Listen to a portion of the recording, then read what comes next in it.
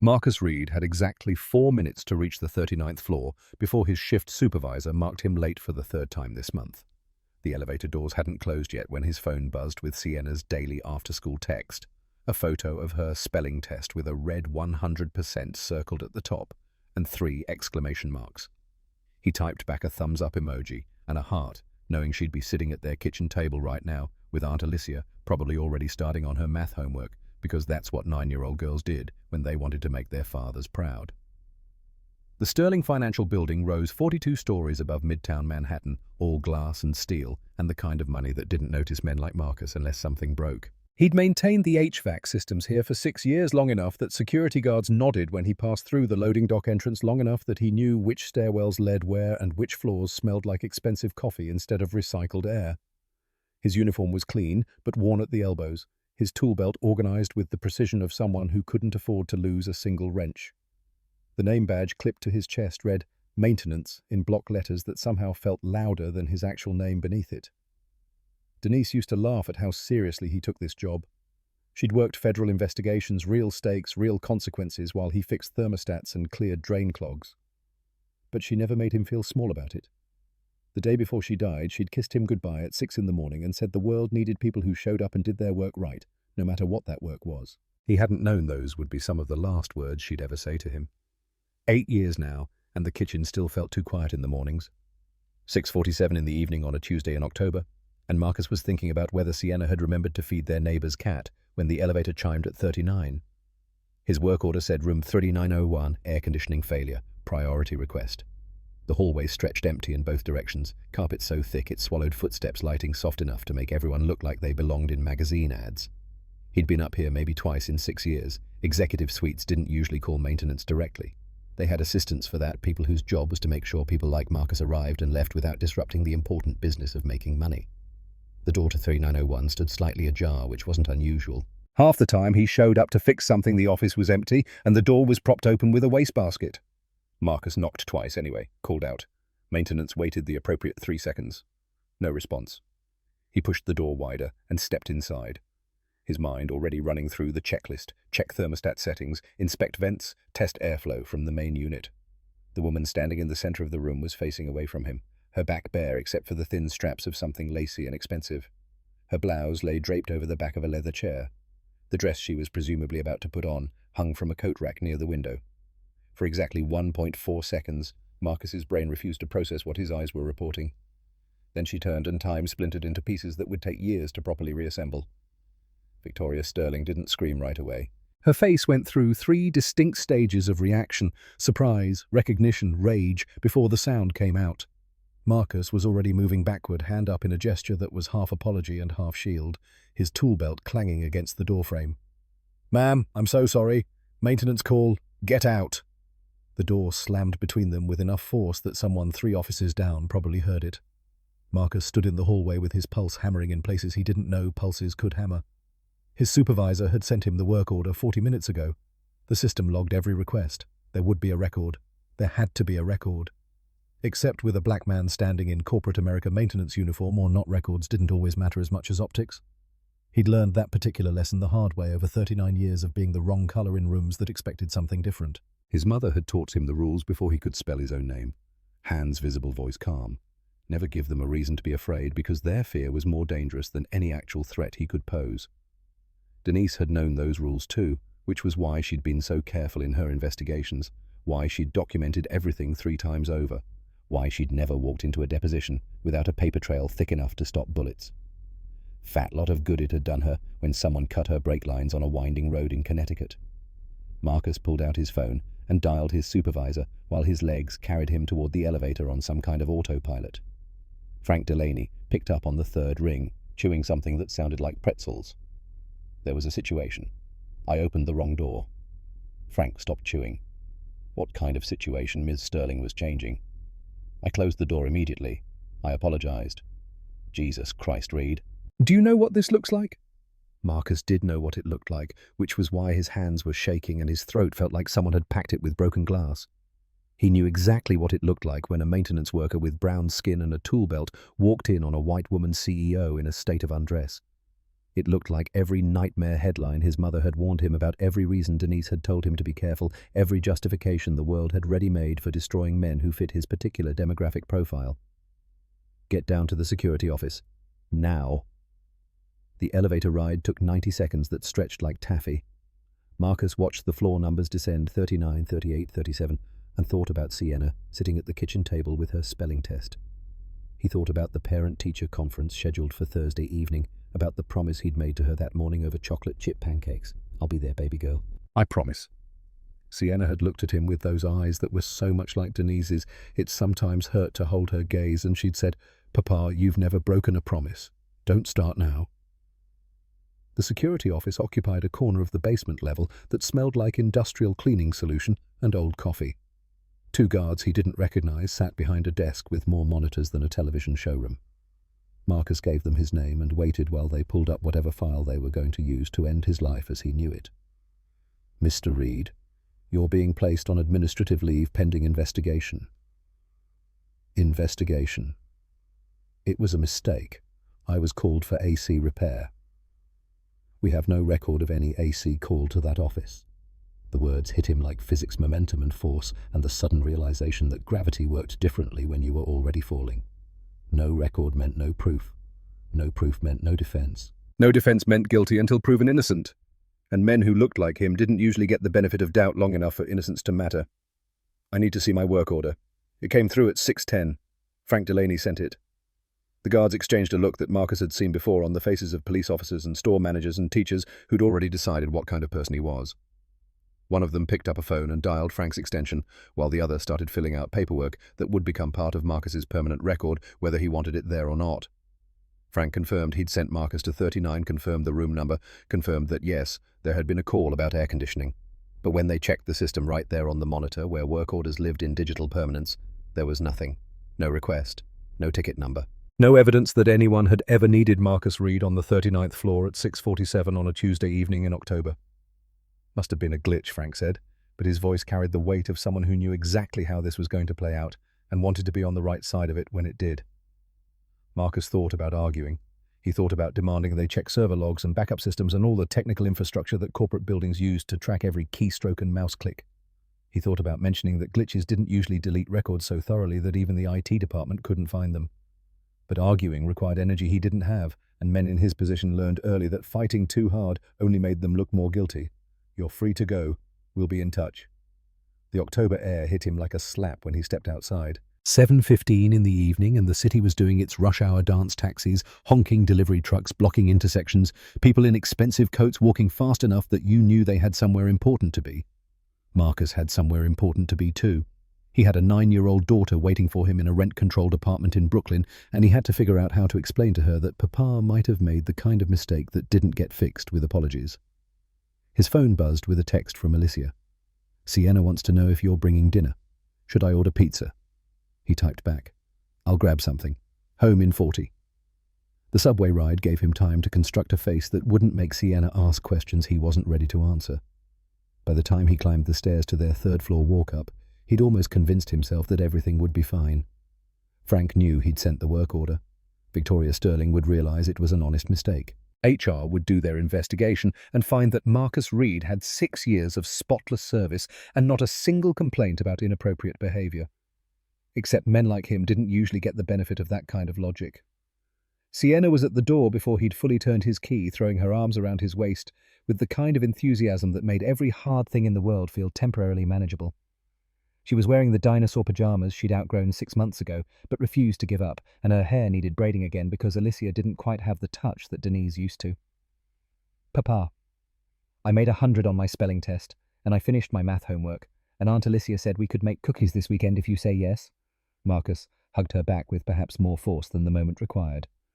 "We'll make cookies, I promise." Alicia appeared in the kitchen doorway, drying her hands on a dish towel. Her face asked the question, her mouth didn't. "You okay?" And Marcus gave the smallest shake of his head that meant, not now, not in front of Sienna. Alicia was 4 years younger and 5 inches shorter, and the only family he had left besides his daughter. She'd dropped everything when Denise died to help him figure out how single fathers raised little girls who still cried for their mothers in the middle of the night. Marcus owed her more than he could articulate, which was why he hated that he'd need to ask her to watch Sienna even more than usual while he figured out how to salvage his career. They ate leftover spaghetti and garlic bread, and Sienna talked about a boy in her class who'd put a frog in the teacher's desk drawer. Marcus listened and nodded in the right places and tried to ignore the way his phone kept buzzing with messages he didn't want to read. After dinner, Sienna did her reading while Marcus cleaned the kitchen with the kind of methodical focus that kept his hands busy and his mind from spiraling into worst-case scenarios that felt increasingly like best-case ones. Bedtime was 8:30, non-negotiable, because 9-year-olds needed structure and routine, especially when their fathers were barely holding everything together. Marcus read her 3 chapters from the book they were working through, something about a girl detective solving mysteries with her dog, and Sienna fell asleep before he'd finished the 3rd chapter's final paragraph. He sat on the edge of her bed for another 5 minutes, watching her breathe the way he'd done every night since Denise died, making sure she was really asleep and really okay, and really going to wake up tomorrow morning in a world that still made sense. The living room was dark, except for the city light filtering through curtains that needed replacing. Alicia had left a note on the kitchen counter. "Call me if you need anything. Love you." Marcus poured himself a glass of water he didn't want and sat on the couch that sagged in the middle from 10 years of use. His phone showed 11 unread messages. He ignored them all and pulled up the photo Sienna had sent earlier, her spelling test with its perfect score, and teacher's note that said, "Sienna is a joy to have in class." His daughter was a joy. His daughter deserved a father who didn't lose his job because he'd opened the wrong door at the wrong time. His daughter deserved to grow up believing that the world was fair, and that hard work mattered, and that good people who did the right things got rewarded instead of punished. Marcus was trying to figure out how to believe any of that himself when his phone buzzed with a text from a number he didn't recognize. "You just made the biggest mistake of your life. A black man alone with a white woman CEO. Nobody will believe you. Resign quietly, or this goes public." He read it 3 times. Then he read it again.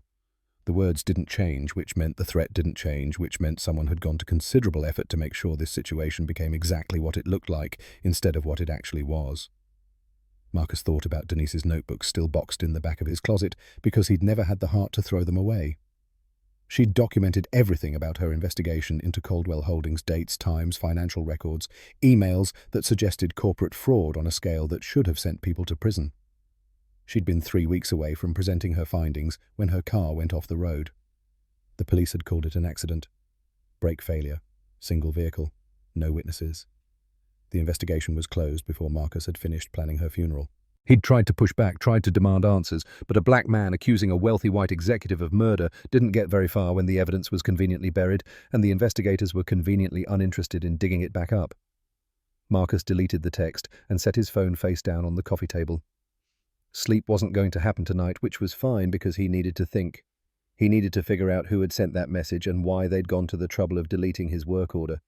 He needed to understand why Victoria Sterling's office had called for maintenance if nobody at Victoria Sterling's office had actually called for maintenance. Most of all, he needed to make sure that whatever was happening didn't touch Sienna. She'd already lost her mother to people who thought money and power put them above consequences. She wasn't going to lose her father, too. The knock on his door came at 11:47.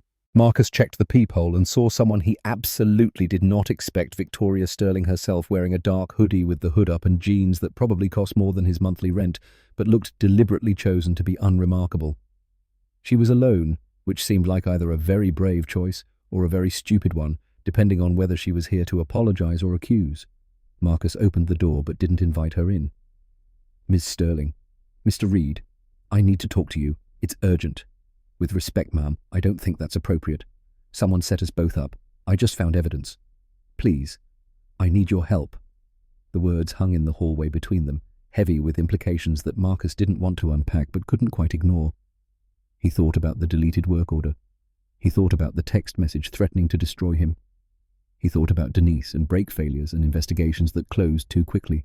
Then he thought about Sienna asleep in the next room, and how many times he'd promised her that Papa would always be there. "There's a 24-hour coffee shop on Atlantic Avenue. Meet me there in 30 minutes. Victoria nodded and disappeared down the stairwell before anyone could see her standing at Marcus Reed's door at midnight. Marcus closed his apartment door and leaned against it, trying to figure out which was more dangerous, trusting the woman who could destroy his life with a single phone call, or refusing to trust the only person who might actually help him understand what was happening. He checked on Sienna one more time. She'd kicked off her blankets again, and her stuffed elephant had fallen on the floor. Marcus tucked her back in and picked up the elephant and stood in the doorway for a moment too long, memorizing the shape of her sleeping, because fathers who might lose everything needed to remember what everything looked like. Alicia picked up on the first ring when he called her voice heavy with sleep. "I need you to come watch Sienna. I have to go out." "Now, Marcus, what's going on? I'll explain later. Can you be here in 20 minutes? She could, because that's what family did when family needed them. Marcus changed out of his maintenance uniform into civilian clothes, jeans, a plain black jacket, sneakers that had seen better days. He left a note on the kitchen counter in case Sienna woke up. Papa had to run an errand. "Aunt Alicia is here. I'll be back soon. Love you more than words." He'd been signing notes that way since she was old enough to read them, and the phrase had become something like a prayer, a reminder that whatever else happened in the world, there was still love, and there was still family, and there were still reasons to keep fighting.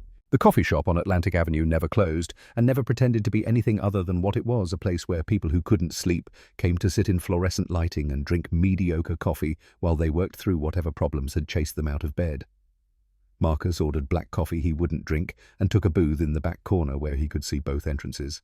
Old habits from growing up in neighborhoods where seeing both entrances mattered. Victoria arrived at 12:32 wearing the same hoodie but with the addition of glasses she probably didn't need and a baseball cap pulled low. Marcus would have found it funny if the situation wasn't so thoroughly unfunny. She slid into the booth across from him and kept her voice low enough that the only other customer, a college kid working on a laptop 3 tables away, wouldn't hear. The AC call didn't come from me. I checked with IT. It was created from a terminal on the 38th floor. 38th floor is your CFO's office. Robert Caldwell. Yes. Marcus had met Caldwell exactly twice in 6 years, both times in passing, when the CFO needed something fixed on a weekend. Middle-aged white, the kind of smile that made you wonder what he was really thinking. Denise had investigated his company before he'd joined Sterling Financial. Caldwell Holdings. Tax fraud and money laundering disguised as aggressive accounting practices. Victoria pulled out her phone and showed him an email that had arrived in her personal account 2 hours after the incident. The sender was anonymous. The attachment was security footage from the 39th floor, time-stamped at 6:47. Marcus watched himself open the door to 3901, watched himself stand in the doorway, watched Victoria turn around. The footage had been edited, subtly but edited nonetheless. In the real version, Marcus had closed the door in under 2 seconds. In this version, he lingered. 4.7 seconds with the door open, his body angled in a way that suggested he was watching rather than reacting. It was masterful work, the kind of thing you needed professional software and technical expertise to pull off. It was also the kind of thing that would destroy Marcus's reputation and probably send him to prison if it went public. "If this leaks to the press," Victoria said quietly, "you'll be facing criminal charges, voyeurism at minimum, sexual harassment, possibly worse depending on how they spin it." Marcus kept his voice level despite the rage building in his chest. "Why are you showing me this instead of sending it to the police? Because I don't think you did anything wrong. And because 3 hours ago I discovered that $47 million has been moved out of company accounts over the past 9 years. The authorization forms all have my digital signature, but I never signed them." She pulled out a tablet and showed him spreadsheets that meant nothing to Marcus, but apparently meant everything to her. Shell companies in Delaware and Dublin, offshore accounts in the Cayman Islands, financial architecture designed to hide money moving in ways that money wasn't supposed to move. Caldwell has access to both the security system and the financial system. He's the only person in the building who can manipulate both simultaneously. Marcus looked at the edited footage again, at his own face, frozen in an expression that looked guilty, because guilt was what the editor wanted people to see. "So he's framing you for fraud, and me for sexual assault. Why both of us? Why now?" Victoria's jaw tightened. 6 months ago I requested a full audit of the international division. Caldwell blocked it with procedural objections, but I was going to push through anyway. Then this happened. If everyone's focused on a CEO facing fraud charges and a maintenance worker accused of harassment, nobody's looking at where the money actually went. You're the distraction for his distraction. And I'm the human shield. Victoria's voice was flat. A black man accused of assaulting a white woman generates a specific kind of media coverage, the kind that drowns out everything else. Marcus's coffee had gone cold. He drank it anyway because his hands needed something to do that wasn't forming fists. He thought about every time his mother had warned him to be careful, every time Denise had documented something 3 times over just to be safe, every time he'd watched the news and seen another black man's life destroyed by accusations that didn't need to be true, as long as they were believable. "What do you want from me?" Victoria met his eyes across the table. I need your help investigating. You know this building better than anyone. You can access places I can't. We have 72 hours before Caldwell moves the money to accounts we can't trace. I have a 9-year-old daughter. If I get arrested breaking into offices, who takes care of her? I understand. I'm not asking you to risk. Yes, you are. That's exactly what you're asking. The college kid at the other table looked up at the sound of Marcus's raised voice. Marcus lowered it again, forced his breathing back to something like normal. Victoria looked like she wanted to say something else but couldn't find the words that would make any of this better. Marcus pulled out his own phone and opened Google, typed in Robert Caldwell Sterling Financial, scrolled through results until he found what he was looking for, a news article from 8 years ago buried on page 3 of the search results. Federal investigator dies in single vehicle accident. The article was short, barely 3 paragraphs, the kind of story that got written because someone died but nobody particularly cared. The investigator's name was listed in the second paragraph. Denise Reed, 32, was killed when her vehicle left the road on Route 7 near Cornwall, Connecticut. Authorities say brake failure appears to be the cause of the accident. Reed had been with the Federal Bureau of Investigation's White-Collar Crime Division for 7 years. Victoria read the article over his shoulder, then looked at him with something that might have been understanding or might have been pity. He couldn't tell which and didn't want to know. That was your wife. Marcus nodded because his voice wasn't working properly. That was my wife. And the case she was investigating when she died, Caldwell Holdings, tax fraud, money laundering, racketeering. She was 3 weeks away from presenting evidence to a grand jury. The coffee shop felt too small, suddenly the air too thin, the fluorescent lights too bright. Marcus had spent 8 years trying not to think about the brake failure that wasn't an accident, about the investigation that closed too quickly, about the man who'd walked away from everything while Denise's body went into the ground and Sienna learned to sleep without her mother's goodnight kisses. He's been refining his methods, Victoria said quietly, getting better at covering his tracks, using people's prejudices as weapons. Marcus looked at the edited footage again, at his own face frozen in false guilt, and felt something shift in his chest. It wasn't anger exactly, though there was plenty of that. It was something colder and more useful, the kind of clarity that came when you realized you'd been handed a choice that wasn't really a choice at all. Denise used to say that evil won when good people stayed quiet. She'd spent her career refusing to stay quiet, and it had cost her everything. Marcus had spent 8 years being careful, being safe, being exactly the kind of man who kept his head down and his daughter protected. And now here was Robert Caldwell using Marcus's face and Marcus's skin color as a weapon to protect himself while he stole millions and destroyed lives. Some choices weren't really choices. Marcus finished his cold coffee and set the cup down with the kind of deliberate control that came from years of practice managing rage in public spaces. I'm in. Are you sure 8 years ago Robert Caldwell murdered my wife? Now he's trying to use me to cover his tracks. I won't let him win. Victoria's expression shifted into something harder, something that looked like the CEO who'd built a financial empire before she'd turned 35. We'll need to move carefully. Caldwell has resources and connections. If he realizes we're onto him, he'll do what he did to Denise. Marcus stood up from the booth. Which is why we're going to be smarter than she was. No heroic moves, no taking chances we can't afford. We document everything 3 times over, and we don't make a move until we're absolutely certain it's the right one. When do we start tomorrow night? Midnight. Basement level 3. Bring whatever technical skills you have. I'll bring the access codes. Victoria stood 2 shorter than he'd realized, tired in a way that expensive clothes couldn't hide. Thank you for trusting me. Marcus thought about Sienna, asleep in her dinosaur pajamas, and the spelling test with its perfect score, and the parent-teacher conference he'd promised he'd attend. He thought about Denise's notebooks in the back of his closet, and the brake failure that wasn't a failure, and the 8 years he'd spent being careful. I'm not trusting you yet. I'm choosing to work with you because our enemies are the same. Trust comes later, if we both survive long enough to earn it. He left through the front door while Victoria went out the back. The October night was cold enough that he could see his breath. Marcus walked the 16 blocks home because he needed to think, and because taxis cost money he might need later if everything went wrong. The city was quieter at 1 in the morning, the rush-hour chaos replaced by a different kind of energy. Late-night workers heading home, delivery trucks restocking stores, the occasional person walking a dog who looked as tired as their owner. Alicia was dozing on his couch when he got back, some reality show playing on mute. She woke up when he came in and gave him the look that meant, "You're going to explain everything right now." "Not yet, but soon. I promise. Marcus, if you're in trouble, I'm handling it. Go home. Get some sleep. I'll call you tomorrow." She left reluctantly, and Marcus locked the door behind her with perhaps more force than necessary. The apartment was too quiet. He checked on Sienna again because he couldn't help himself. Still asleep. Still safe. Still completely unaware that her father had just made a decision that could either save everything or destroy what little they had left. The notebooks were in the back of his closet exactly where he'd left them 8 years ago. 3 spiral-bound journals filled with Denise's handwriting documentation of her investigation into Caldwell Holdings. Marcus had read them once right after she died, then packed them away because the grief was too sharp and the injustice too heavy. He pulled them out now and started reading by the light of his phone's flashlight, careful not to wake Sienna in the next room. Denise had been thorough. She'd tracked money through 6 different shell companies, documented email chains between Caldwell and offshore account managers, interviewed witnesses who'd seen financial records being destroyed. She'd built a case that should have sent Robert Caldwell to prison for 20 years. And then her brakes had failed on a winding road in Connecticut, and the investigation had been reassigned to an agent who retired 6 months later with a house in Florida and a boat, and a silence that lasted until his death 2 years ago.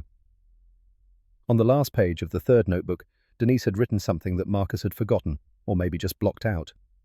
The handwriting was different from the rest, hurried, almost frantic, like she'd been writing it quickly before she forgot. If something happens to me, look for the backup server. Delaware. Registration number DLS7743. All the original files are there. Encrypted. Password is Sienna's birthday backward plus our anniversary. Marcus stared at the page until the words blurred. Denise had known. She'd known she was in danger, and she'd prepared for it anyway. She'd left him a map to follow if he ever had the courage to look. And now, 8 years later, here he was standing in a closet at 2 a.m. with his daughter asleep 10 feet away, deciding whether to follow that map or bury it again, and hope Robert Caldwell forgot Marcus Reed existed. Some choices weren't really choices. He took photos of every page in all 3 notebooks, uploaded them to an encrypted cloud storage account Denise had set up years ago for exactly this purpose. Set the files to automatically send to 3 different people if he didn't log in for 72 hours an insurance policy in case Caldwell decided maintenance workers were as disposable as federal investigators. Then he put the notebooks back in their box and the box back in his closet and went to sit on his daughter's floor next to her bed because he needed to be close to something good and innocent and worth protecting. Sienna snored softly, one arm flung over her stuffed elephant. Marcus watched her chest rise and fall and made promises to himself and to Denise's memory and to the future he was trying to build, where good people didn't stay quiet and bad people didn't win just because they had money and connections. Tomorrow he'd go to work if they let him. Tomorrow he'd act like nothing had changed. Tomorrow he'd be the maintenance worker who kept his head down and fixed what was broken and never caused problems. And tomorrow night at midnight he'd break into the basement of Sterling Financial with Victoria Sterling herself, and they'd start documenting evidence that Robert Caldwell couldn't delete or edit or bury. Because some choices weren't really choices, and some fights were worth having even when you knew they might cost you everything. Marcus woke to Sienna shaking his shoulder at 6:15 in the morning, his back screaming from 3 hours of sleep on her bedroom floor. She looked down at him with the kind of concern that 9-year-olds shouldn't have to feel for their parents. "Papa, why are you sleeping on my floor? Did you have a nightmare?" "Something like that, baby girl." He made her breakfast while pretending yesterday hadn't happened. Scrambled eggs with cheese toast, cut into triangles the way she liked orange juice in the cup with the cartoon cats on it. Sienna ate and chatted about a field trip coming up next month, something about the Natural History Museum and dinosaurs. Marcus nodded in the right places and tried not to think about whether he'd still have a job by next month or whether Robert Caldwell would have destroyed both their lives by then.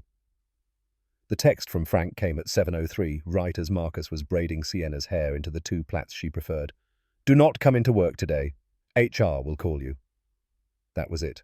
No explanation, no context, just the digital equivalent of a door slamming in his face. Marcus finished the 2nd braid and tied it off with a purple elastic band, his hands steady, even though everything inside him wanted to put his fist through a wall. "All done. You look beautiful." Sienna examined herself in the hallway mirror with the critical eye of someone who knew exactly what beautiful was supposed to look like. "I look okay. Maya's mum does French braids. Can you learn French braids? I can learn anything you need me to learn." She hugged him before heading out to meet Alicia for the walk to school, her backpack bouncing against her shoulders. Marcus stood in the doorway and watched until they turned the corner, a ritual he'd maintained every morning since Denise died, because you never knew which goodbye might be your last one. Then he went back inside and called Victoria Sterling on the number she'd given him last night. She picked up on the first ring, her voice tight with something that sounded like barely controlled panic. They suspended me. The board called an emergency meeting at 6 this morning. I'm locked out of all my accounts. Marcus paced, his small living room phone pressed to his ear. Did they say why, pending investigation into financial irregularities? Caldwell presented evidence that I've been authorizing suspicious transfers. He's moving faster than we thought. We need to move tonight. Can you get into the building service entrance on 53rd Street? Midnight. Wear dark clothes and bring nothing that can be traced. Marcus hung up and stood at his window looking out at Brooklyn on a Wednesday morning in October. Somewhere out there, Robert Caldwell was sitting in an office making decisions that would determine whether Marcus ever got to braid his daughter's hair again. Somewhere out there, a system was grinding forward that had already decided Marcus was guilty of something just by virtue of existing while black, in spaces that preferred him invisible. Denise's voice echoed in his head from a conversation they'd had years ago, back when she was working a case that had kept her up 3 nights straight. He'd asked her why she kept fighting when the system was so clearly rigged against people like them. She'd looked at him with those eyes that saw everything and forgave nothing, and she'd said, "Because someone has to stand in the gap, Marcus. Someone has to say, no, this stops here with me today." He'd buried that memory along with her body. Now he was digging it back up, because his daughter deserved a world where standing in the gap meant something. The call from HR came at 9:47. A woman named Patricia Chen, with a voice trained in corporate neutrality, explained that Marcus was on paid administrative leave pending the outcome of an internal investigation into an incident involving executive staff. She used words like appropriate boundaries and professional conduct standards, phrases designed to sound reasonable while carrying the full weight of institutional power behind them. What incident specifically, I'm not at liberty to discuss details.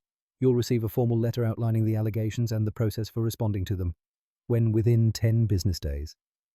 Marcus wanted to laugh or scream or both. 10 business days meant 2 weeks of sitting at home wondering if he still had a career, while Caldwell consolidated his position and destroyed evidence. 10 business days meant Sienna asking questions he couldn't answer and bills he couldn't pay, and a future that was slipping further out of reach with every passing hour. I've worked for Sterling Financial for 6 years without a single complaint. Doesn't that count for something? The investigation will take all relevant factors into account. In the meantime, you're required to return your building access card and any company equipment in your possession. Marcus looked at the master key card sitting on his kitchen counter, the one that opened every door in Sterling Financial, including the ones nobody was supposed to know existed. He picked it up and felt the weight of it in his palm, this small piece of plastic that represented 6 years of showing up and doing his job and being exactly the kind of employee who never caused problems. "I'll drop it off this afternoon." He wouldn't, of course. Patricia Chen didn't need to know that. The rest of the morning, Marcus spent reviewing Denise's notebooks again, this time focusing on her documentation methodology. She'd been meticulous about creating evidence chains, every document photographed from multiple angles, every financial record cross-referenced with at least 2 independent sources, every interview recorded with the subject's permission and then transcribed within 24 hours. It was the kind of thoroughness that came from understanding exactly how corporate lawyers would try to tear apart your case, anticipating every argument before they could make it. Marcus wondered if Denise had ever imagined her husband would be using her notes to investigate the same man who'd killed her. Probably not.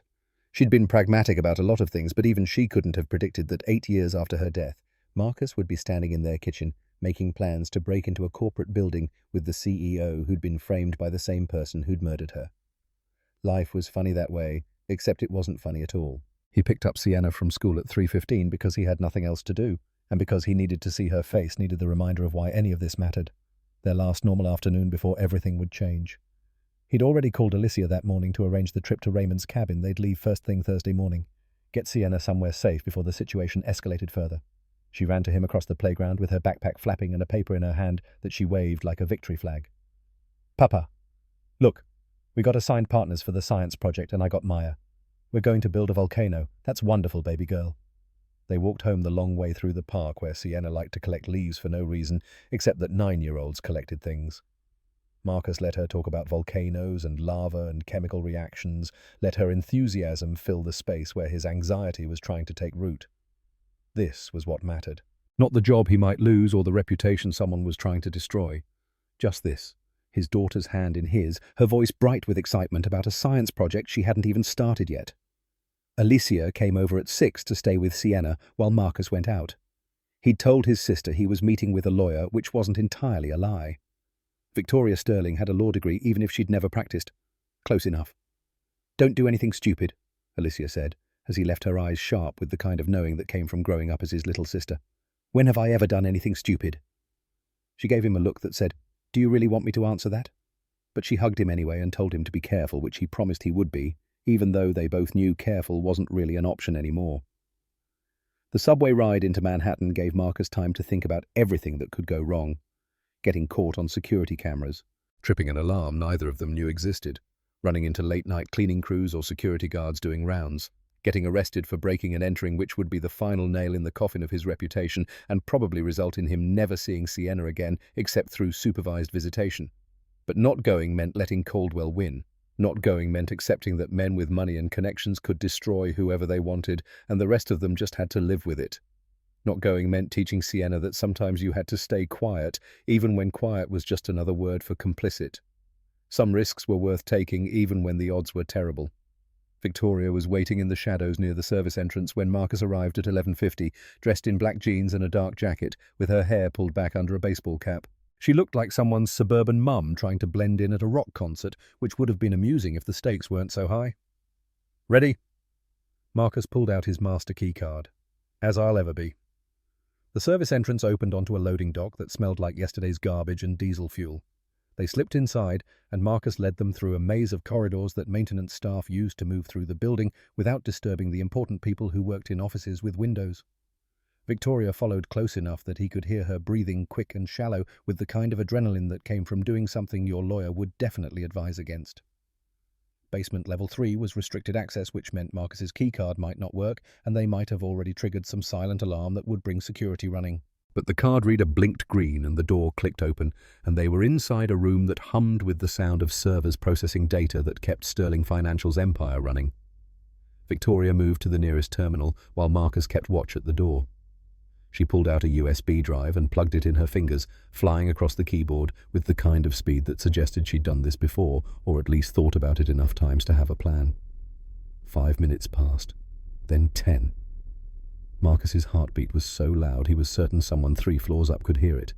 He kept expecting footsteps in the corridor, kept expecting the door to burst open and security to flood in with weapons drawn, and questions about what a suspended maintenance worker and a suspended CEO were doing in a restricted server room at midnight. Got it! Victoria's voice was barely above a whisper. Email chains between Caldwell and 3 board members. They've been planning this for 6 months. She unplugged the drive and pocketed it, then pulled out her phone and started photographing server racks with the kind of methodical approach Denise would have approved of. Evidence needed context. Context meant showing where the information came from, proving it hadn't been fabricated or manipulated. Marcus checked the corridor again. Still empty. Still quiet. Still too easy, which meant they were either very lucky or walking into a trap they hadn't spotted yet. We should go. They retraced their steps through the maintenance corridors, moving faster now, urgency overriding caution. The loading dock was still empty when they reached it.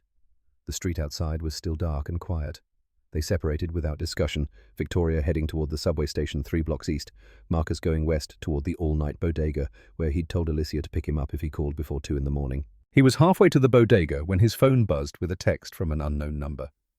Not a threat this time. An address in Queens and a time 2:00 a.m. Then bring Sterling. We need to talk. Marcus didn't recognize the address, but he recognized the area, Astoria, mostly residential, the kind of neighborhood where people minded their own business and didn't ask questions about why someone might need to have a conversation at 2 in the morning. He forwarded the text to Victoria and got back an immediate response, "I'll meet you there." The bodega owner knew Marcus by sight, if not by name, one of those silent acknowledgements that came from 6 years of stopping in for coffee before work and lottery tickets on Friday nights. Marcus bought a bottle of water he didn't want and waited outside until Victoria pulled up in a car that was probably a rental, because CEOs didn't usually drive themselves anywhere. "You know this address, no? But whoever sent it knows we were in the building tonight." Marcus got in the passenger seat and tried not to think about all the ways this could be another trap. Maybe Caldwell had anticipated their move. Maybe the whole thing had been designed to get them in one place, where they could both be eliminated at once. Maybe whoever sent that text was working for Caldwell, or maybe they were working for someone else with an agenda Marcus couldn't begin to guess at. Or maybe someone was trying to help them, which in its own way was almost more dangerous, because help usually came with strings attached. The address led them to a narrow townhouse sandwiched between 2 apartment buildings, lights on in the second-floor windows despite the hour. Victoria parked across the street, and they sat in the car for 3 full minutes, waiting to see if anyone else showed up, or if this was the part where armed men came out of the shadows to make them both disappear. Nothing happened. The street stayed quiet except for a cat prowling near a dumpster. "We could just drive away," Victoria said, though her hands were already reaching for the door handle. "We could." But they both knew they wouldn't. Whatever was happening, they needed to understand it. Marcus had already committed to standing in the gap. Turning around now just meant Caldwell got more time to destroy evidence and fabricate new charges and ensure that by the time anyone bothered investigating, there'd be nothing left to find. The woman who opened the door at their knock was maybe 50, black, dressed in a business suit, despite the hour, like she'd just come from the office or was about to head there. Her eyes moved from Marcus to Victoria and back again with an assessment that felt uncomfortably thorough. "You must be Marcus Reed and Victoria Sterling. Come in, we don't have much time."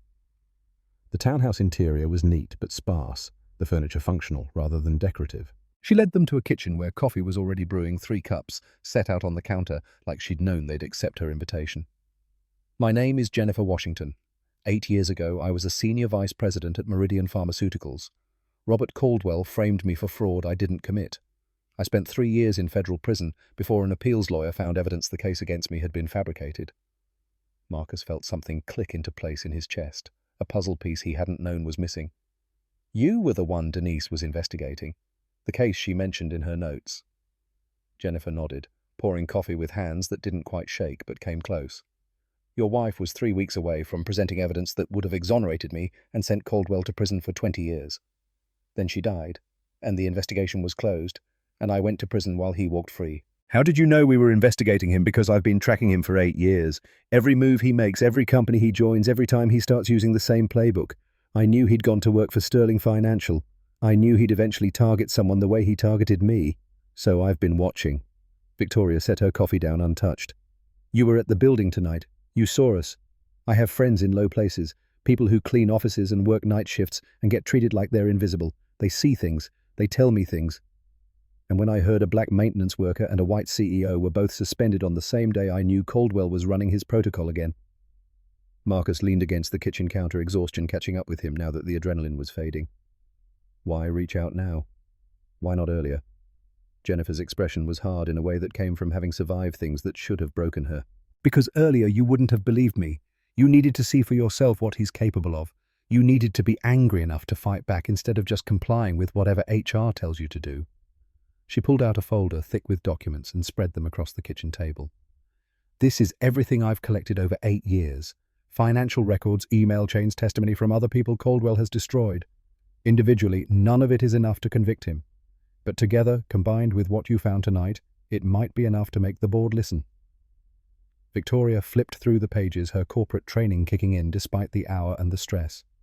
"This is good work. But how do we know Caldwell hasn't already prepared a counter-narrative? He'll say we fabricated the evidence out of revenge." Jennifer smiled without humor. "That's where I come in. I'm the pattern. I'm the proof this isn't isolated. When you present your case, I'll be there to show the board that Robert Caldwell doesn't just commit fraud. He's perfected a system for committing fraud and then destroying whoever gets close to uncovering it." The coffee was getting cold, but Marcus drank it anyway, needing the caffeine to cut through the fog in his brain. "How many others?" Jennifer's smile faded completely. "That I know about 7, counting you and Victoria. 3 served prison time. 2 lost everything in legal fees and settlements. 1 died of a heart attack at 43, probably from the stress. The 7th was your wife." Marcus thought about Denise's notebooks, about her meticulous documentation, about the way she'd prepared for her own death by leaving him a map to follow. She'd known she was part of a pattern, even if she hadn't known how big the pattern was. She'd known Robert Caldwell was more than just one corrupt executive, that he was a system unto himself, perfecting the art of destruction with every iteration. "The board meets in 2 days to vote on permanent termination for both Victoria and me. If we're going to present evidence, that's our window." Jennifer started gathering the documents back into her folder. "Then you need to spend tomorrow preparing. Don't sleep. Don't stop. Build a case so airtight that even Caldwell's lawyers can't find a way to tear it apart. And Marcus," he looked up from his coffee, "watch your daughter. Caldwell doesn't like it when people fight back. He'll look for leverage, and children make excellent leverage." The words hit Marcus like a fist to the solar plexus. He'd been so focused on gathering evidence and preparing his defense that he hadn't fully considered what Caldwell might do if he realized Marcus was becoming a problem rather than just a distraction. Men who cut brake lines and fabricated evidence weren't above threatening children. Men who'd already destroyed 7 lives probably wouldn't hesitate to make it 8 if it kept them out of prison. I need to make a call. Marcus stepped into Jennifer's narrow hallway and dialed Alicia, not caring that it was 2:30 in the morning and his sister had work in 6 hours. She answered with the groggy confusion of someone pulled from deep sleep. Marcus, what's wrong? The plan's changed. You need to take Sienna to Raymond's cabin first thing this morning. Before sunrise, if you can manage it. Alicia woke up fast. What's happening? Someone killed Denise to cover up fraud. That same someone is trying to destroy me and Victoria Sterling. And if he figures out I'm not backing down, he might come after Sienna. The silence on the other end of the line stretched long enough that Marcus wondered if the connection had dropped. Then Alicia's voice came back harder than steel. I'll be at your place in 40 minutes. We'll be on the road before dawn. Cell service is terrible up there, but there's a landline. No one will find her. Thank you. Tell her it's a surprise adventure. Don't let her know the real reason. Marcus, if something happens to you, it won't. I promise. He hung up before she could call him on that lie. Victoria and Jennifer were still in the kitchen, heads bent over the documents spread across the table. Marcus rejoined them and found they'd been sketching out a timeline, every fraud case Caldwell had touched, every person he'd destroyed, every pattern that repeated just enough to be visible if you knew where to look. The board meeting is at 2 p.m. Friday. We present our case and they vote immediately afterward. No delays, no continuances, one shot to convince them. Victoria looked up, her eyes shadowed with exhaustion but burning with something fiercer. One shot is all we need, assuming we're still alive to take it. Jennifer started cleaning up the coffee cups with the brisk efficiency of someone used to managing crisis situations. You should both get some rest. Tomorrow's going to be the longest day of your lives. Marcus wanted to argue that he couldn't possibly rest, not with everything spinning out of control, not with Sienna potentially in danger and his entire future hanging on a board meeting 2 days away.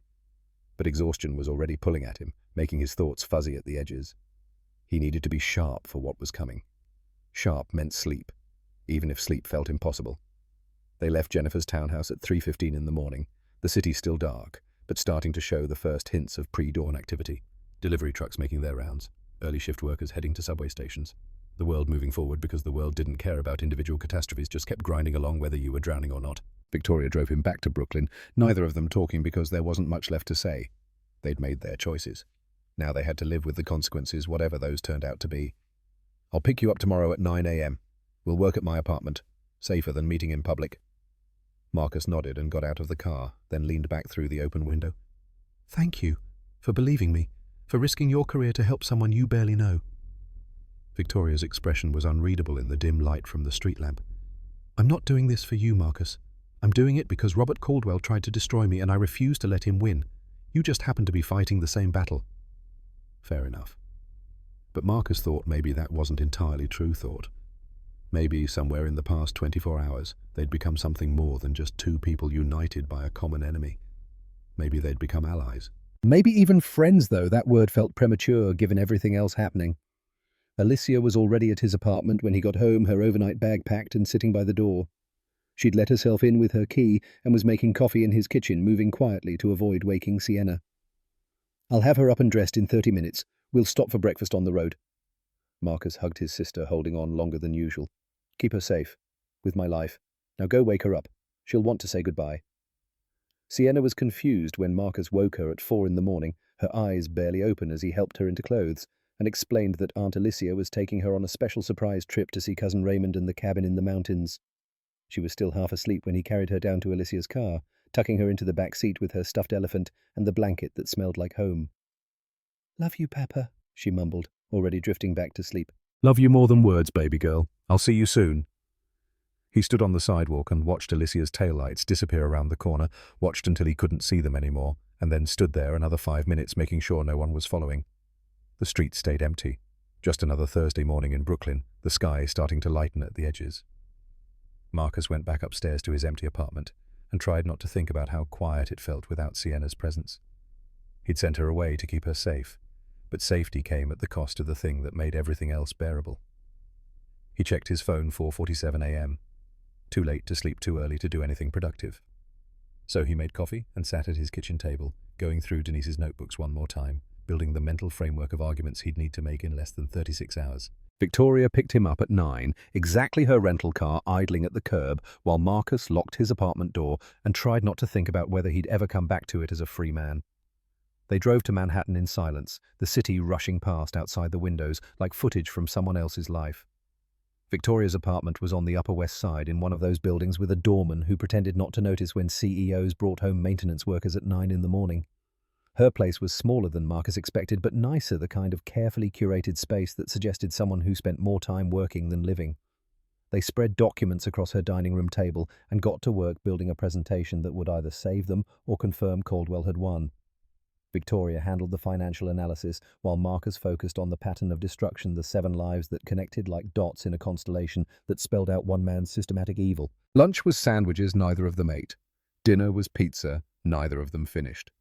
Midnight came and went, and they were still working, still refining arguments and anticipating objections and trying to build something bulletproof out of materials that felt increasingly fragile.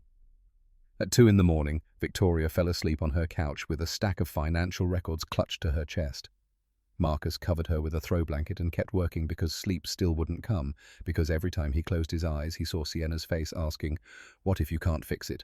and he didn't have an answer that satisfied him. Friday morning arrived, whether they were ready or not. The boardroom went silent after Marcus finished speaking. 12 faces stared at Denise's photograph on the screen, at the young woman with her FBI badge, and her determined expression at the ghost of someone who'd been dead for 8 years but was suddenly very present in this room full of people who'd never met her. Robert Caldwell stood, his movements controlled and deliberate. "This is exactly what I warned you about.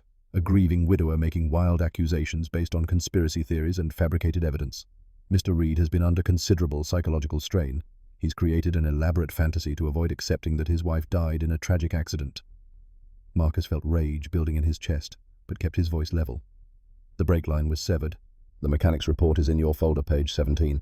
Someone filed it away without following up because the case was closed before anyone bothered to ask why a federal investigator's brakes would fail on a road she'd driven dozens of times." Caldwell's smile was patient, indulgent, the expression of someone talking to a child who didn't understand how the adult world worked. "Brake lines deteriorate over time. The report you're citing was written by a mechanic with no forensic training who admitted he couldn't determine whether the damage occurred before or after the accident." Jennifer Washington appeared in the doorway before Marcus could respond, her presence so unexpected that several board members actually gasped. She was dressed in the same business suit from 2 nights ago, carrying herself with the dignity of someone who'd survived prison and emerged with her integrity intact. Harold Chen recovered first. "Ms. Washington, this is a closed session." Jennifer walked to the front of the room and stood next to Marcus, creating a wall of black bodies facing down a room full of people who'd never had to fight for their right to exist in spaces like this.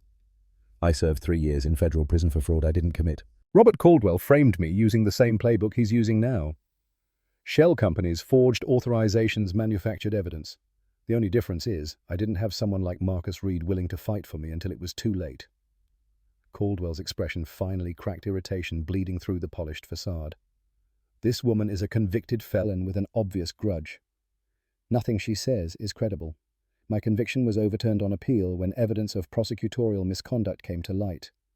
The judge who overturned it specifically noted that financial records had been manipulated to make me appear guilty. Those same manipulation techniques are visible in the sterling financial documents Victoria just showed you." Victoria advanced to the next slide, a side-by-side comparison of the financial structures used to frame Jennifer and the ones Caldwell had built at Sterling. The patterns were identical, same jurisdictions, same routing methods, same deliberate complexity, designed to confuse auditors while hiding the actual flow of money. 7 people over 15 years, all targeted when they got too close to uncovering Caldwell's fraud, all destroyed using variations of the same method, and all dismissed as conspiracy theorists or criminals or people with grudges. Marcus pulled up the final slide, a timeline that connected every case. Denise Reed's investigation into Caldwell Holdings, Jennifer Washington's prosecution, 5 other executives at 4 different companies, all left with destroyed reputations and depleted bank accounts after fighting charges that mysteriously appeared right when they started asking questions about financial irregularities. The room was quiet enough that Marcus could hear the ventilation system humming. Patricia Greenwood, the board member who'd been copied on some of Caldwell's incriminating emails, had gone pale. David Morrison was staring at his folder like he'd never seen documents before. Even Harold Chen looked shaken, his usual composure cracking at the edges. "These are serious allegations." Caldwell's voice had lost some of its smooth confidence. "I assume you have actual proof beyond circumstantial patterns and the word of a convicted felon and a suspended maintenance worker." Victoria pulled out her phone and connected it to the projection system. What appeared on screen was security footage from Sterling Financial's server room, time-stamped from 2 nights ago. It showed Caldwell entering at 11 p.m., accessing the same terminals Victoria and Marcus had used later that night, systematically deleting files. "You deleted the backup records. You knew we'd look for them eventually, so you tried to eliminate the evidence before we could find it." Caldwell recovered quickly, his lawyer brain already constructing a defense. "I was securing sensitive financial data. I had authorization from the board to protect company assets during the investigation." Harold Chen leaned forward, his hands flat on the table. "I gave no such authorization." "Did anyone else?" Silence. The other board members shook their heads or looked away. Caldwell had made a mistake, a small one but visible, and Marcus could see him calculating whether he could walk it back or had to push forward. Then someone clearly broke into the server room and fabricated that footage. Or Ms. Sterling did it herself before her access was suspended. Jennifer walked to the window, her back to the room, then turned with the kind of theatrical timing that suggested she'd spent years preparing for this moment. "I have recordings. Phone calls between Caldwell and Patricia Greenwood discussing how to manufacture the incident between Marcus and Victoria, how to edit the security footage, how to time the financial allegations for maximum impact." Patricia Greenwood made her sound like a wounded animal. "You're lying." Jennifer pulled out a small digital recorder from her jacket pocket. "I've been documenting everything Caldwell does for 8 years. Every phone call, every meeting, every conversation where he thinks no one's listening because men like him never believe people like me could possibly be a threat." She pressed play. Caldwell's voice emerged from the tiny speaker, crystal clear and unmistakable. "The Reed situation is perfect. Black maintenance worker plus white female CEO equals media gold. Nobody will examine the financial irregularities if we give them a sex scandal to focus on." Patricia's voice responded, uncertain but complicit. "Are you sure this will work?" "It always works. People see what they expect to see. A black man in a position of minimal power accused of inappropriate behavior. The story writes itself. By the time anyone thinks to question it, we'll have moved the money and eliminated the evidence." The recording continued for another 30 seconds, Caldwell and Patricia discussing logistics with the casual efficiency of people who'd done this before. When Jennifer stopped playback, the silence in the boardroom was absolute. Not even the ventilation system seemed to be breathing. Harold Chen's face had gone from pale to flushed anger, replacing shock. "Mr. Caldwell, you have 30 seconds to explain that recording or I'm calling security and the police." Caldwell looked around the table, seeing no allies left, no board members willing to make eye contact or offer support. He'd miscalculated badly, had assumed his charm and connections would insulate him the way they always had before. But this time he'd gone after too many people, destroyed too many lives, left too much evidence in his wake. "You're all making a mistake. I've made this company millions. Whatever I did was for the benefit of Sterling Financial. You stole $47 million. Victoria's voice cut through his rationalization like a blade. "You framed me for your crimes. You tried to destroy an innocent man to cover your tracks. And you murdered a federal investigator. Those aren't mistakes, Robert. That's evil." The word hung in the air between them, stark and uncompromising. Evil. Not corporate malfeasance or ethical lapses or any of the euphemisms business people use to avoid confronting the reality of their actions. Just evil, plain and simple, the kind that wore expensive suits and smiled while destroying lives. Caldwell stood, his movements sharp, now the polished facade completely stripped away. "You have no idea what you've done. I have lawyers. I have connections. I will bury all of you so deep nobody will remember your names." Harold Chen was already on his phone. "Security, we have a situation in the boardroom. Send 2 officers immediately and call the NYPD. We have evidence of fraud and possibly murder that needs to be turned over to the authorities." Marcus expected Caldwell to run to bolt for the door and try to make it to the elevator before security arrived. Instead, he just stood there staring at the board members who'd worked with him for 9 years, his expression cycling through disbelief and rage and finally settling on something like resignation. He'd lost, and he knew it could see his entire carefully constructed empire collapsing around him.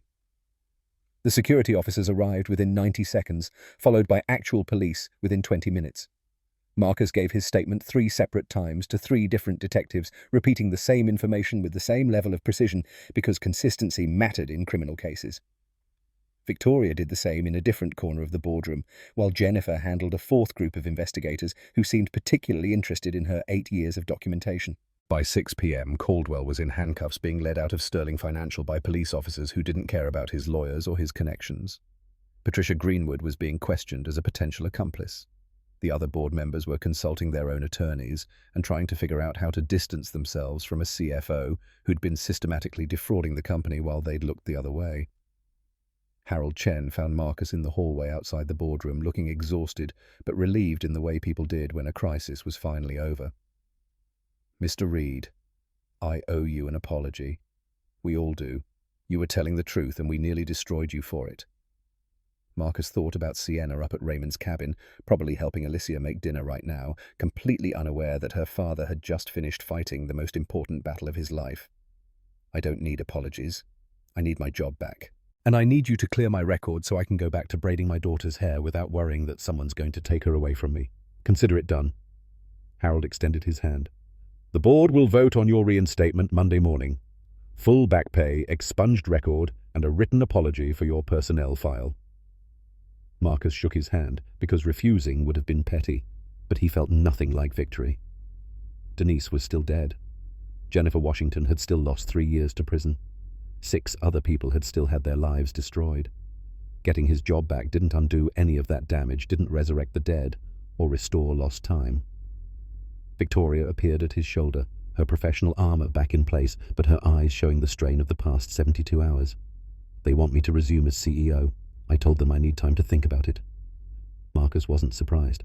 The board needed Victoria more than she needed them, and she was smart enough to know it. He wondered what she'd negotiate, for what price she'd extract for coming back to lead a company that had been perfectly willing to sacrifice her to protect their fraudulent CFO. "Walk you out." They took the elevator down in silence, both of them too drained for conversation. The lobby was doing its evening rush, employees heading home, cleaning crews coming in for the night shift, the normal rhythm of a corporate building that had no idea it had just hosted a reckoning. Marcus nodded to the security guard at the desk, the same one who'd looked uncomfortable about letting them up 7 hours ago. The guard nodded back, a gesture of respect or acknowledgement, or maybe just relief that he didn't have to make any difficult decisions anymore. The October evening was cold enough to see breath the city transitioning from workday to nightlife. Marcus stood on the sidewalk trying to figure out where he was supposed to go now. Victoria called a car service, and they waited together, 2 people who'd become allies fighting a common enemy and now had to figure out what they were to each other with the enemy in handcuffs. "Thank you for trusting me, for putting everything on the line when you had no reason to believe I wouldn't throw you under the bus to save myself." Victoria's laugh was bitter. "I almost did throw you under the bus. Those first 12 hours after the incident, I was ready to let you take the fall if it meant protecting myself. I'm not proud of that. But you didn't. That's what matters." A black car pulled up, driver already typing the destination into his GPS. Victoria opened the door, then paused. What will you do now? Marcus thought about Sienna's question from 2 mornings ago. What if you can't fix it? And his answer that dads just kept trying until they found solutions that worked. "I'm going to drive upstate and pick up my daughter. Then I'm going to take her home and make her favorite dinner and help her with her volcano project. I'm going to be present for the mundane, beautiful, ordinary moments because that's what I should have been doing all along instead of fighting other people's battles." Victoria nodded like she understood exactly what he meant. "Good. That sounds perfect." She got in the car and drove away, leaving Marcus alone on a Manhattan sidewalk at 6:30 on a Friday evening in October. He could have taken the subway back to Brooklyn, saved the money a car service would cost. But he was tired in ways that went deeper than physical exhaustion, and the subway required energy he no longer had. His phone buzzed with a text from Alicia. "News is reporting an arrest at Sterling Financial. Please tell me that's good news," Marcus typed back. "It's over. Heading up to get Sienna in the morning. Thank you for keeping her safe." 3 dots appeared, disappeared, appeared again. Alicia, struggling to find words that captured what she wanted to say. "Finally, Denise would be proud of you." Marcus closed his eyes and let himself feel that for a moment the possibility that somewhere, somehow Denise knew he'd finished what she started, that he'd stood in the gap the way she'd always done, that their daughter would grow up in a world where at least one corrupt executive faced consequences for his actions. The feeling didn't bring Denise back. It didn't undo 8 years of single parenthood and grief and wondering if he was doing any of it right. But it was something. A small piece of justice in a world that usually had none to spare for people who looked like him. He took a car service back to Brooklyn and walked up the 3 flights to his apartment, unlocking the door to emptiness that felt heavier without Sienna's presence filling it. The place was too quiet, too still, too much a reminder of all the nights he'd sat here after Denise died, trying to figure out how to keep living when the person who'd made life worth living was gone. But he had figured it out one day at a time, one meal at a time, one braided hair at a time. And he'd do it again tomorrow, and the day after, and every day for as long as Sienna needed him, because that's what fathers did. They showed up. They kept trying. They stood in gaps and fought battles and came home to make dinner and help with homework and read bedtime stories. Sleep came easier than Marcus expected, exhaustion finally overwhelming adrenaline. He woke at 6 to sunlight streaming through windows he'd forgotten to cover and the sound of his phone ringing with a number he didn't recognize. Mr. Reed. This is Detective Sarah Chen with the NYPD Major Crimes Unit. I need you to come downtown to give a formal statement about Robert Caldwell and the death of your wife. We're reopening the investigation. Marcus sat up in bed, his heart suddenly racing. You're investigating Denise's death. We have enough evidence now to treat it as suspicious. Jennifer Washington's recordings reference brake lines being cut. We'd like to bring in forensic experts to examine the case file and the vehicle if it's still available. It was available. Marcus had kept Denise's car in a storage unit for 8 years, unable to drive it, but unwilling to sell it because it was the last piece of her that still existed in the physical world. Every month he paid the storage fee and told himself he'd eventually do something with it, and every month he left it sitting there gathering dust because grief didn't operate on logical timelines. I can be there in 2 hours. The NYPD headquarters in Lower Manhattan was everything Marcus expected: fluorescent lights and tired detectives and rooms that smelled like old coffee and institutional cleaning products. Detective Chen was younger than he'd imagined, maybe 40, with the kind of focused intensity that suggested she took her cases personally. She led him to an interview room and spent 3 hours walking through every detail of Denise's investigation, every conversation they'd had about Caldwell Holdings, every warning she'd given about being careful. Your wife was thorough. The notes we recovered from her case file show she anticipated resistance. She documented everything multiple times, stored backup copies in 3 different locations. She knew someone might try to stop her. Marcus stared at the table between them, at the scratches and stains that represented hundreds of other people who'd sat in this chair giving statements about crimes and victims and the ways life could be stolen in an instant. Did she know they'd kill her? Is that what you're asking? Detective Chen's expression was sympathetic, but clinical. I'm asking if she gave you any indication she felt she was in imminent danger, any warnings to be careful, any unusual behavior in the days before her death. Marcus thought back to their last conversation the morning she'd driven to Connecticut to interview a source. She'd been excited, energized in the way she always was when a case was coming together. She'd kissed him goodbye at 6 a.m. and told him she'd be home for dinner, that they should celebrate because she was this close to having everything she needed. She said she'd be home for dinner. She promised. The detective made notes, her pen scratching across paper with a sound that seemed too loud in the small room. We're going to build a case. It'll take time, months probably, maybe longer. Caldwell's lawyers will fight every step. But if we can prove he ordered your wife's death, he'll spend the rest of his life in prison. Marcus left the police station at noon with a headache building behind his eyes and a tightness in his chest that felt like grief and rage and relief all mixed together. Justice for Denise wouldn't bring her back. It wouldn't give Sienna her mother or give Marcus his wife. But it would mean her death mattered, that she hadn't died for nothing, that the system she'd believed in, despite all its flaws, had finally worked the way it was supposed to. The drive upstate took 3 hours through autumn landscape that looked like a postcard, trees burning red and gold, mountains rising in the distance, small towns where everyone knew everyone and strangers were noticed immediately. Raymond's cabin sat at the end of a dirt road that required 4-wheel drive and faith that you wouldn't get stuck. Marcus had been here maybe 5 times in his life, always in summer when the road was passable and the lake was warm enough for swimming. Sienna saw him coming and ran out the cabin door before he'd fully parked, her face lighting up with the kind of joy that made every hard thing worth enduring. Marcus caught her in a hug that lifted her off the ground, spinning her around while she laughed and demanded to know if he'd fixed the complicated stuff. I fixed it, baby girl. All of it. We can go home now. Alicia watched from the cabin porch, her expression relieved but cautious. She'd always been able to read him better than anyone, except Denise could tell when he was keeping things back or pretending to be okay when he wasn't. Is it really over? Marcus set Sienna down and looked at his sister over his daughter's head. It's really over. Caldwell's under arrest. They're reopening the investigation into Denise's death. We won. The words felt strange in his mouth, unfamiliar and slightly wrong. Winning implied someone had kept score, that the final tally mattered more than the cost of playing. But Marcus had lost 8 years with his wife. Jennifer Washington had lost 3 years to prison. 6 other people had lost careers and savings and futures. Caldwell going to prison didn't balance those scales. It just meant he couldn't tip them further. They drove back to Brooklyn as the sun was setting, Sienna chattering in the back seat about the deer she'd seen at the cabin and how Aunt Alicia had taught her to skip rocks on the lake. Marcus listened and responded in the right places and tried to appreciate the gift of normalcy, the blessing of a daughter who didn't have to carry the weight of everything her father had just survived. Their apartment felt different when they got home, smaller somehow, but also warmer. Marcus made Sienna's favorite dinner spaghetti with the sauce from a jar she preferred over homemade garlic bread that came frozen salad that was mostly iceberg lettuce and ranch dressing. They ate at their small kitchen table, and Sienna told him about the volcano project she and Maya were planning, how they'd make it erupt with baking soda and vinegar and food coloring. "Can we work on it this weekend?" "Please, Papa." "Absolutely.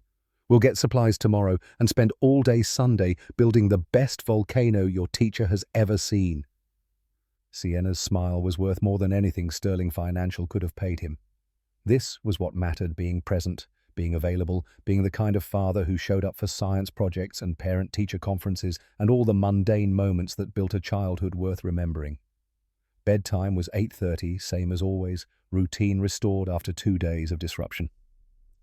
Marcus read 3 chapters from their detective book, and Sienna fell asleep before he finished the third, her breathing evening out into the rhythm of complete safety. He sat on the edge of her bed, watching her sleep, this person he'd helped create with Denise, this combination of both of them that was also entirely herself. Denise would have been proud of how Sienna was turning out smart and kind and brave enough to ask hard questions. She would have been proud of Marcus too, though he suspected she'd also have lectured him about taking unnecessary risks and not calling for backup sooner. That was the thing about losing someone you loved.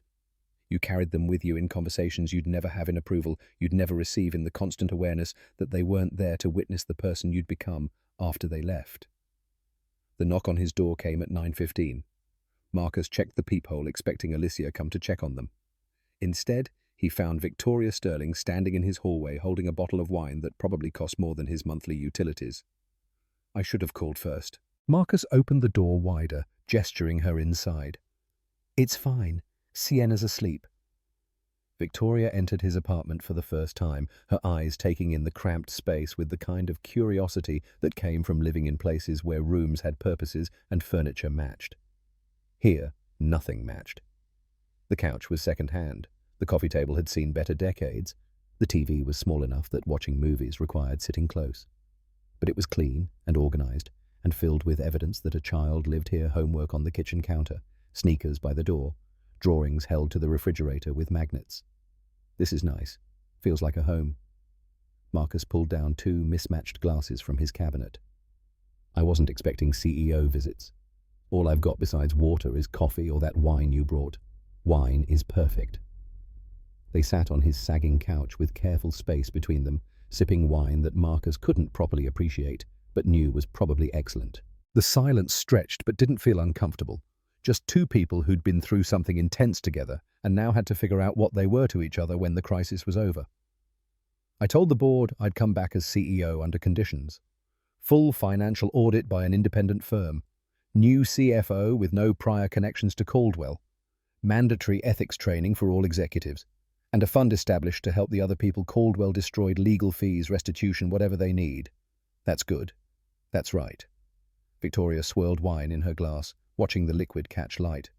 "I also told them I'm creating a new position, Director of Building Operations, someone to oversee all facilities staff and make sure maintenance workers aren't treated as invisible or disposable. I'd like you to take the job." Marcus set his wine down carefully. "That's a significant promotion from fixing thermostats. You know this building better than anyone. You see things executives miss because we're too busy looking at spreadsheets to notice when something's wrong. And you proved you have integrity that can't be bought or intimidated. Those qualities are worth more than an MBA. What if I say no? What if I'm tired of Sterling Financial and everything it represents? Then I'll understand completely and write you a recommendation that'll get you hired anywhere you want." "But Marcus..." She paused, choosing words carefully. "You stood in the gap when nobody else would. You risked everything to stop something evil from continuing. That's rare. Most people see problems and look away because getting involved costs too much. You looked directly at it and said, 'No, this stops here with me today. Companies need people like that. The world needs people like that.'" Marcus thought about Denise's voice in his head about standing in gaps and fighting battles and choosing courage over comfort. He thought about Sienna sleeping in the next room and the kind of father he wanted to be for her, The kind of example he wanted to set about what mattered when the stakes were high. I need to think about it. Talk to Sienna. Make sure she's okay with Papa taking a job that might mean longer hours and different responsibilities. Of course. Take your time. The offer stands whenever you're ready. Victoria finished her wine and stood smoothing wrinkles from pants that probably never wrinkled. Marcus walked her to the door, and they stood in the threshold the way people do when a conversation isn't quite finished, but no one knows what else to say. Thank you. For not giving up. For believing me when you had no reason to. For being exactly who you are even when the world tried to make you smaller. Marcus felt something shift in his chest, a recognition that maybe Victoria Sterling understood more than he'd given her credit for. That maybe she'd learned something from this experience beyond corporate governance and financial fraud. That maybe they'd both changed in ways that would take time to fully understand. You're welcome. And thank you for putting your career on the line for someone the system had already decided was disposable. That took courage too. She left, and Marcus closed the door, locking it with the same 3 turns he'd done every night for 6 years. The apartment felt different now, charged with possibility, and the strange energy that came from surviving something that should have destroyed you. He checked on Sienna one more time before bed, pulled her covers up, and moved the stuffed elephant back into her arms where it belonged. The weekend unfolded with the kind of peaceful normalcy Marcus had forgotten was possible. Saturday they went to the craft store for volcano supplies, poster board and paint, and a small plastic bottle for the eruption chamber. Sunday, they spent 4 hours at the kitchen table building and decorating Sienna's Focus Absolute as she painted realistic lava flows, and Marcus helped with structural engineering. The volcano was objectively terrible by any professional standard, but perfect by the only standard that mattered. His daughter was proud of it. Monday morning, Marcus got a call from Harold Chen personally informing him that the board had voted unanimously to reinstate him with full back pay and a formal apology. His record was expunged, his reputation restored, and the company would cover any legal fees he'd incurred during the ordeal. Marcus thanked him and hung up feeling nothing like vindication, just exhaustion that the battle was finally over. The parent-teacher conference was Thursday at 7 p.m. rescheduled from the previous week when Marcus had been too busy fighting for his life to attend. He showed up 15 minutes early because that's what good parents did, and waited in the hallway outside Sienna's classroom looking at artwork from all 23 students in her grade. Sienna's teacher was a young woman named Ms. Rodriguez, who clearly loved her job and genuinely cared about her students. She showed Marcus Sienna's work, all A's creative writing that showed real talent math skills that were above grade level. Everything a father wanted to hear about his daughter, confirmation that despite losing her mother and dealing with her father's chaos, Sienna was thriving. She talks about you constantly. Papa this, Papa that. You're her hero. Marcus felt his throat tighten. I'm just trying to be present, to show up for the things that matter. Ms. Rodriguez smiled. That's all children really want. To be seen. To know they matter more than work or stress or anything else competing for attention. Sienna knows that. It shows in everything she does. Marcus left the school feeling like maybe he'd done something right, like maybe the past 8 years of struggling and worrying and trying to be enough for a daughter who deserved 2 parents instead of 1 had actually worked. He called Victoria on his walk home because he'd made his decision and putting it off didn't serve anyone. I'll take the job. Director of Building Operations. But I have conditions too. Name them. Sienna comes first. Always.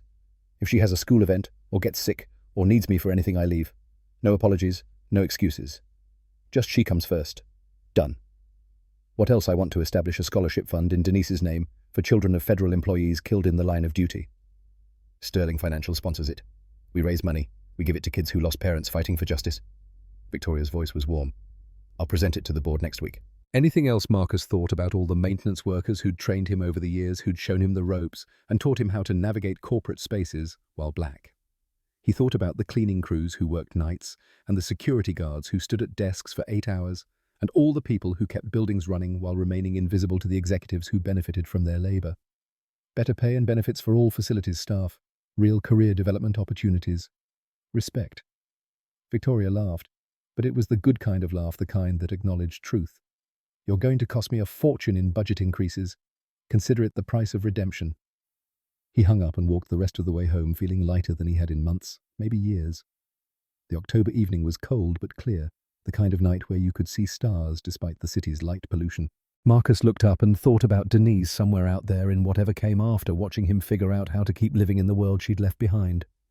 Sienna was waiting at the apartment door when he got home, having heard his footsteps on the stairs. She threw herself at him the way she always did, all momentum and enthusiasm and complete trust that he'd catch her. "Papa, did Miss Rodriguez tell you about my story, the one about the detective girl and her dog?" "She did. She said it was the best story in the class." Sienna beamed. "I want to be a writer when I grow up, or maybe a detective, or both. You can be anything you want, baby girl. Anything at all." They made dinner together, grilled cheese sandwiches and tomato soup from a can, the kind of simple meal that tasted better because they were eating it together. Sienna talked about her day, and Marcus listened with the kind of attention that came from understanding how quickly childhood passed, how soon she'd be grown and gone, and he'd be left with memories of grilled cheese dinners and volcano projects. After dinner, they worked on homework, then watched a movie curled up on the couch with the blanket that had been Denise's favorite. Sienna fell asleep halfway through with her head on Marcus's shoulder, and he sat there not moving because waking her would mean the day was over and tomorrow would start with all its demands and complications. But eventually, he had to carry her to bed and tuck her in and stand in her doorway watching her sleep the way he'd done 1,000 times before and would do 1,000 times more. This was his life's small moments that added up to something meaningful, mundane tasks that built a childhood, ordinary days that became the foundation of who his daughter would become. The photo of Denise on the mantel watched him as he moved through the apartment, turning off lights and checking locks. Marcus stopped in front of it and touched the frame gently, the glass cool under his fingertips. "We got him. Not the way you would have. You'd have built a cleaner case, covered more bases, anticipated more moves. But we got him.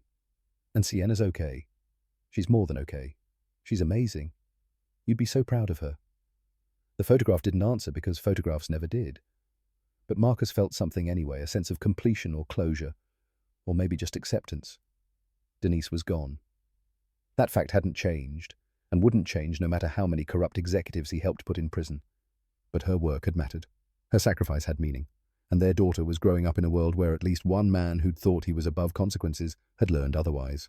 Marcus went to bed at 10:30 and slept through the night for the first time in weeks, dreaming of nothing in particular, just the kind of rest that came from knowing you'd done everything you could, and it had been enough. When he woke at 6:15 to Sienna bouncing on his bed demanding pancakes, the October sun was streaming through his windows, and the day ahead looked manageable, even good. This was victory, he realized. Not the arrest, or the reinstatement, or the promotion. Just this waking up to his daughter's laughter, making breakfast in their tiny kitchen, walking her to school while she chattered about nothing important and everything that mattered. Ordinary moments reclaimed from the chaos that had tried to steal them. Some fights were worth having even when they cost everything. And sometimes if you were very lucky and very stubborn and refused to accept that evil should win just because it was powerful, you got to keep the things that made fighting worthwhile in the first place. Marcus walked Sienna to school, hugged her goodbye at the gates, and watched her run toward her friends with her backpack bouncing. Then he turned and headed toward the subway that would take him to Sterling Financial, to his new office and his new responsibilities, and the work of making sure no one else ever got treated as disposable again. The train was crowded with morning commuters, everyone absorbed in phones or newspapers or their own thoughts. Marcus stood near the door watching the city blur past and thought about Denise's words that had echoed in his head throughout this whole ordeal. Someone has to stand in the gap. Someone has to say, no, this stops here with me today. He'd stood in the gap. He'd said no. And somehow, impossibly, it had been enough.